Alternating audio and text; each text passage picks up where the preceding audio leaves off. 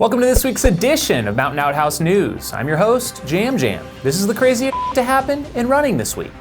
This week's stories include the 100 by 1 mile relay record attempt, should women compete at a different distance than men at the World Championship level, and the 2018 Grand Slam of Ultra Running kicks off at the Old Dominion 100. Imagine selecting your fastest friends in the mile to stage the ultimate relay race. 100 miles around a track, 100 runners, 1 mile at a time. That's exactly what went down at the Duniway Park in Portland this past week. A group of super fast runners got together to take on the record, which supposedly was set at a 4:35 per mile pace.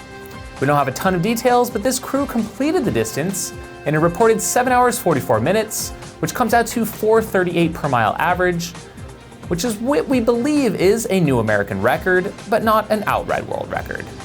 Wow. Just wow. Wow.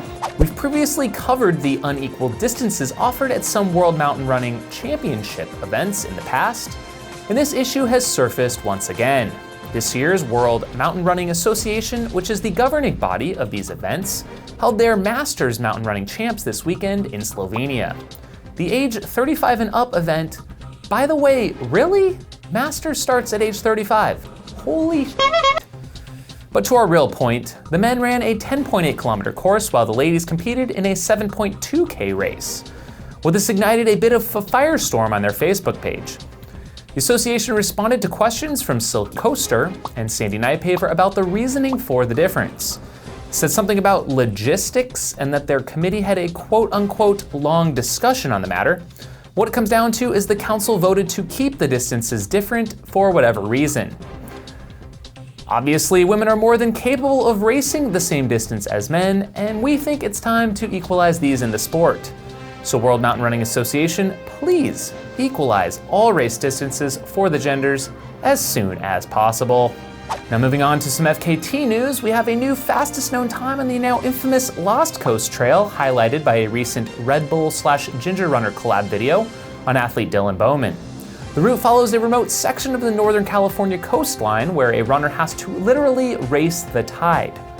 Jeff Mogavero took an hour off Debo's time, running 10 hours 10 minutes, going from north to south along the 56-mile trail. Another FKT in the books was the Catskill Mountain High Peak route, covering 35 peaks above 3,500 feet, which is apparently high according to East Coast standards. JK East Coast peeps, we know your is rugged as hell. Mike Ciudi took down Cave Dog's record, finishing in a time of 2 days, 9 hours, 16 minutes. Mike is a co-RD for the Rugged Man at Tao's Revenge, which I still need to go run. And finally, Ryan Gelfie made another go at the Half Dome FKT, but with a semi-hurt ankle, his second attempt this year was another failure. He vows to return sometime in the future, but is putting this one to bed for 2018 to get healthy and focus on other endeavors. Gotta love his attitude and his resilience. A big congratulations to one of the Montana Mikes. Mike Foote got engaged this week to his longtime girlfriend, Katie Ragaski. Congrats. We wanted to highlight a couple of races that don't usually get much media coverage this year, and that would be the Nanny Goat 24-hour, a looped race in Riverside, California. Jacob Jackson smashed the 100 mile with a time of 14 hours, 12 minutes, going on to win the full 24 hours with 134 miles. Also shout out to Jen Francis, who won the ladies race with 105 miles. One of the oldest 100s in the country, the Old Dominion 100, took place this past weekend for its 40th year, which also begins the 2018 Grand Slam of Ultra Running journey for 27 hopefuls. These prospects must complete 4 of the 5 oldest 100-milers in the United States, with only the Wasatch 100 being required. They can choose from Old Dominion, Western States, Leadville, and Vermont.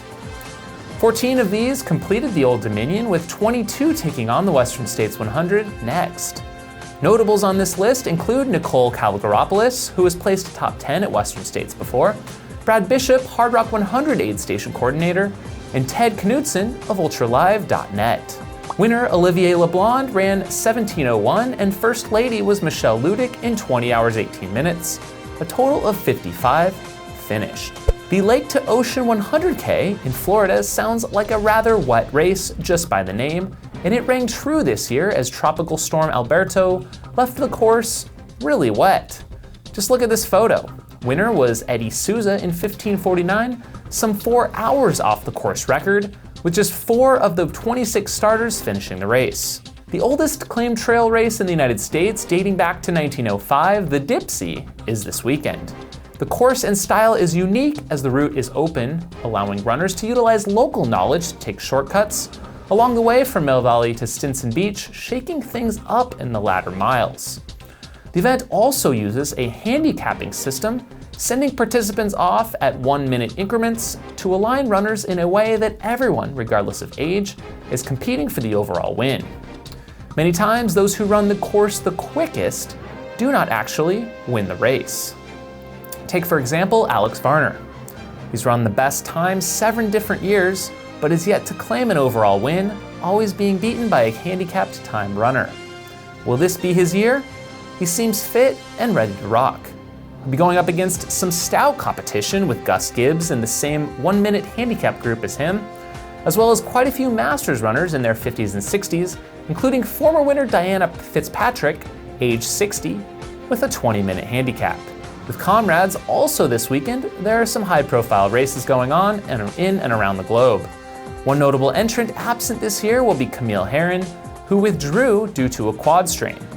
She'll hopefully get that in order prior to Western States later this month. Keep an eye out for US women's Sarah Bard and Devin Yanko, who will both be competing this year.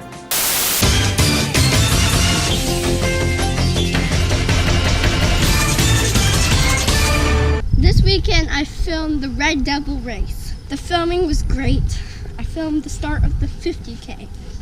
This race is becoming legendary. Don't take my word for it though. General, llegar a una punta de forma. Me gusta estar a un mismo nivel durante toda la temporada y durante las 2 semanas antes de la carrera, prepararle en función de sus kilómetros, del desnivel y de las condiciones específicas.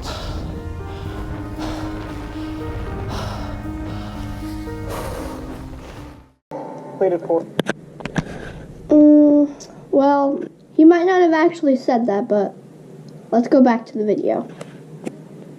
4 loops, 1 year, but I was over the cutoff by about 8 hours.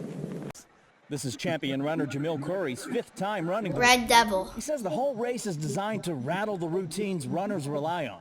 Second question. What's your favorite race to run? My favorite race I've run. Red Devil. Hey, you know what?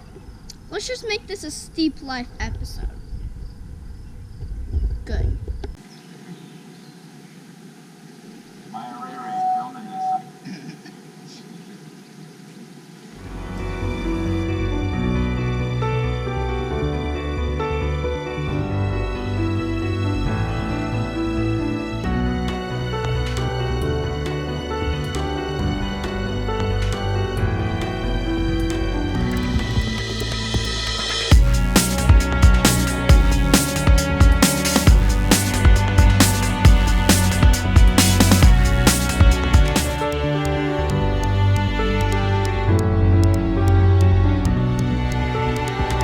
Wasn't that video sweet? I think it's pretty sweet. Make sure you subscribe in the big red area and click the like button! Finally, we have reached quite a milestone here on this channel as we just hit 10,000 subscribers. When we began this journey 2 years ago, we didn't really know what we were doing. We just wanted to create some entertaining and different content than we'd seen in the running space.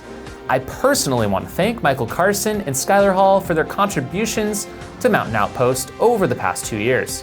It's been a fun road thus far and hope the fun continues. Michael is of course our videographer and editor of this show as well as our Mountain Outpost episodes, and Skylar is the co-star of the challenge videos and Run Flat Stay Low vlogs. I know we wouldn't still be doing this newscast without Michael's enthusiasm and dedication to help bring these stories to life with his amazing editing skills each and every week. Because you know, I'm kind of boring.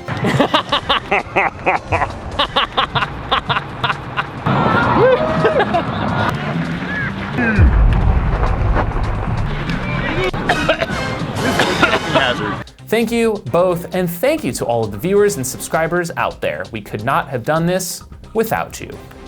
And with that, thanks for tuning in to episode 96 of Outhouse News, and we'll see you next time. If you have crazy stories to share or a question or feedback for the show, please leave a comment below. If you'd like to directly support this show financially, consider becoming a Patreon supporter of this channel. Have a week.